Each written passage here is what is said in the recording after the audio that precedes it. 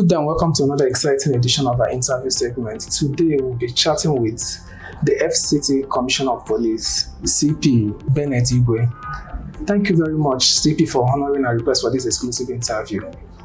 Thank you. On a nutshell, sir, can you give us a brief overview? My name is Benneth Igwe, MNI, Commissioner of Police, FCT. So, CP, what inspired you to pursue a career in the law enforcement agency, and how did you get to this position of being the CP? How has the journey been? The journey has been very well, very rough. And I started to pursue a career in the force because I hate criminality. I hate crimes. That is what even prompted me to pursue a career of being a law enforcement agent. And I've gone all the way. I rose from the ranks. I have worked in different places in Nigeria. I worked in almost 20 states. Wow. In Nigeria. So I've come a long way. I've been in the system. And I've been a crime fighter. People know me in town as a crime fighter. So, and that is what I want to be known for. Amazing. Could you please describe some of the challenges that you've encountered in putting law and orderliness in the FCT, ensuring that there is law and order in FCT? Some of the challenges that you've encountered in doing that. You know, a Nigerian, you have to know the pattern of a Nigerian. A Nigerian is somebody that if he complains case against you to the police, he will like the police to use a sledgehammer to kill you. And if you complain a case against him to the police, he would like the police to treat him as a VIP. That's the psychology of a Nigerian in crime fighting. So we know. I have a lot of this. One of the challenges, knowing who is who. Abuja is a place that we have 22 satellite towns that the people living in them has no address. I keep on saying it. From Gishiri to Kabusa to Nyanya to Mpape to 22, even the city, within the city. So, and it's a challenge because for you to know where they're living, it's an issue. It's an issue. And many people think Abuja is Nyanya, let me say Maitama, we say Asokoro, Gwarempa. No. This area does not even constitute 1% of Abuja. If you from Abuja reach area like Kawu in Buare, Garam in Buare, Yebu, Luboshi, Nasarawa, the boundary between Nasarawa to Gugugu Pesa, by Karishidem, all this Ibua, this is where there is Abuja. So Abuja is big. We have boundary with four states, and that's one of the challenges. The terrains are not so friendly. Some are mountain, some are equally valley kind of. So swamp. If you go to area like Kuje, we have a lot of swampy areas that you must swim to pass. Many people do not know. Even in Buhari itself. So it's one of the challenges we are having, the terrain of Abuja. So what measures have you taken so far to modernize and help the police under your command to carry out their jobs effectively? One of the areas we have done is that every night, every day, we have day and night patrols. And every day, we must be on the road. Not minding the cost of fueling, diesel, and so on. The machines must be on the road. I thank God for people like the Inspector General of Police, who will always encourage us very well. Like equally the Minister of FCT, they encourage us very well. So we must do day and night patrol. If you are keeping a city like Abuja, you neither sleep nor slumber. It's a very wonderful place because every non-indigene, every VIP is here. There's no state their people are not here. So if you are guarding Abuja, you are like guarding the whole country because there's no state the indigenes are not here. So that is what Abuja is, and we are happy to be here. Awesome. So CP, can you share some of the notable achievements that your command have achieved within the short time that you've been in the office? A lot of achievements. One of the ones that is very paramount to me and to the system is that a lot of towns, Kawu, Igu, area like Ipegi, Ibua, Yebu, Yaba, Ruboshi, who have returned the villagers back to their villages. Wow. We have returned them. They ran away because of kidnapping, because of banditry, because of this, they ran away. Now we have returned them back. And they are very grateful. They are calling every day to express happiness. You can ask anybody. So that's one of my greatest achievements. They are back. The Hakimi of Kawu will always say, even if I die today, I'm happy I'm now in my village back. So, and it means something to us and to security. We have done that. We have given Abuja almost 1 month of no kidnapping. The thing that used to be a daily basis here. The one that were done before us is ones we are cracking now. And we are doing a lot. It used to be our business, not even daily business. Good. So, but we have stopped it. We have given them 1 month at least of no kidnapping. And it's not easy. And equally, people complain of one chance. We have invented what to use because I have said several times that there's no law creating an offense to be one chance. One chance is robbery. So we have started treating them as robbers. That's why they are not off the street. We know so many gangs who have picked because they are robbers. We cannot have allowed them to operate because many people do not know there's no law describing an offense to be one chance. No, it's robbery because it's done by force. Even these ones that used to break people's motor and remove either laptop or whatever that is, we are picking them up. Those people that used to snatch phones in bad joints, well, we are reading them up and down. You can see my reading system. We have to destabilize them. If you don't destabilize them, they will destabilize you. So the best option is to carry the fight to them. And that's what we are doing. That's why we go lungu to start reading. We can read in Zuba, we can read in Kau, we can read in Uchafa. We don't care. So send the word to them. I'm entering Nasarawa Toto. They must know that we have come.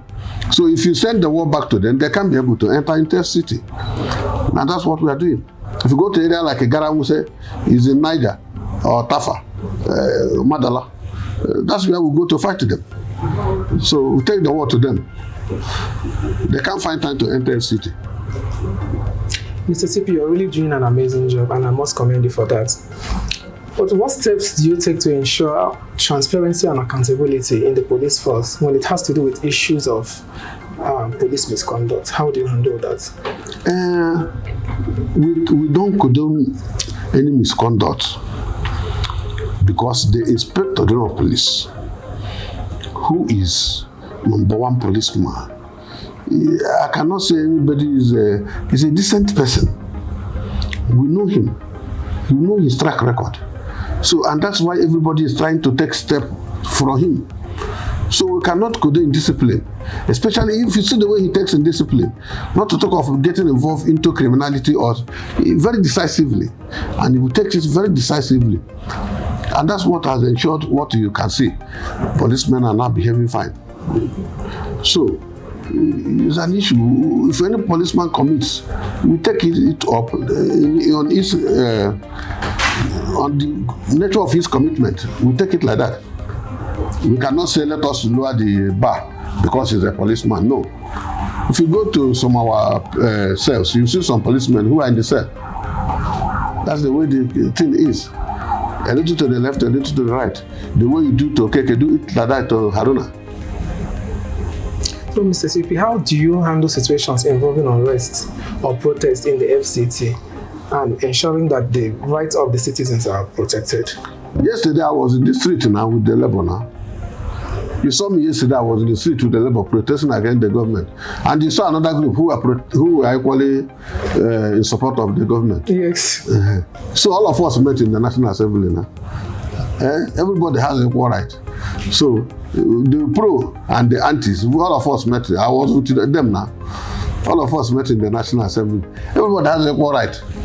So we settle everybody according to his plan, or the way he or she presents herself. These people said they want to protest. We said okay.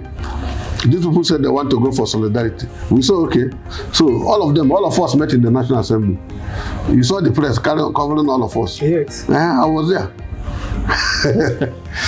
So, sir, what initiative or programs have you put in place to address crimes such as cyber crimes, human trafficking, and organized crimes within the FCT? We know the history of organized crimes. You see, from my nature and study, I am one of those that studied organized crimes. And in the school of where I went to read organized crime is a school that I was trained by the Carabinieri of Italy. And the Carabinieri started dealing with organized crime, the mafia, the drug mafia since ages. So in FCT we know. That was why we have not kept any garden to be free. No drinking gardens. FCT has almost 100 and something drinking gardens. We don't allow them to drink and stay. So we have invented stop and searches in the gardens, because that's the only place they can go, stay as long as they want, discuss, go away. No person will ask them, what are you doing here? So we disturb them. So, and that's why many of them are finding it difficult to sit and organize. We have equally sent our intelligences around. We have gathered a lot of intelligence. So organized crime in FCT, we have a lot of what we have in our system.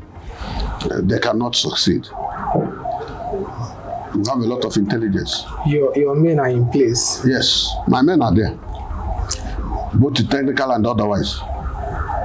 So looking ahead, CP, what key priorities or initiative do you see to implement, as in to secure the future of the Nigerian police force within the FCT? What aspect are you looking towards?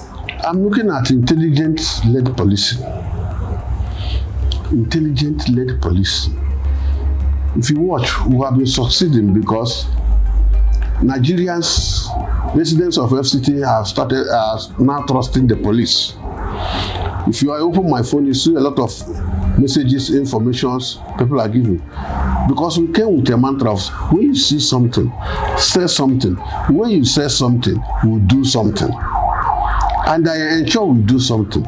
And when they say something, they see something and they say something, we do something, they will have confidence. In fact, many places we raided, we didn't know that it exists. It's the citizens, like the one I raided yesterday. It's a text message. And when we went for surveillance, for Recce, it was wonderful. We couldn't believe it's existing in the city. And we have to read it. Within the FCT? Yes, within the city, pure city. We will not believe it. So we have to read it, read the place. And it was wonderful. If you know what we saw, what we recovered, you can't believe it. So one of the things we are doing now is that we are telling the Minister of FCT that a lot of uncompleted buildings.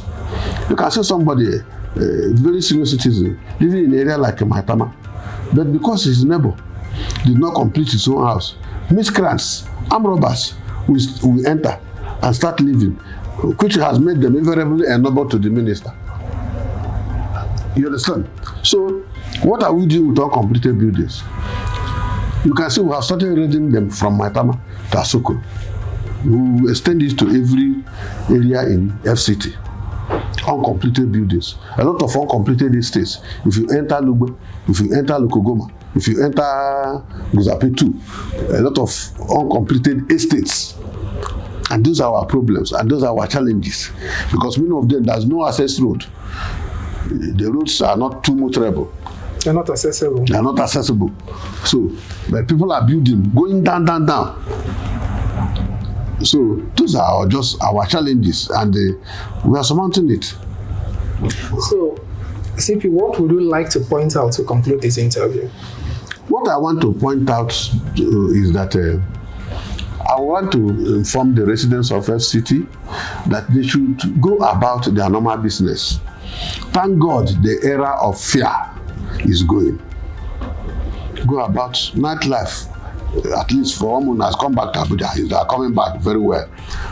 We will continue to try our best to ensure safety of life and property.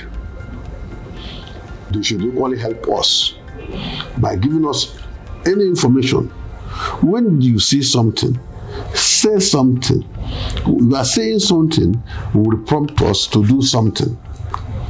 So that is my message. We will look forward to a better FCT. If you see us doing reading, there are a lot of Babambolas in this town.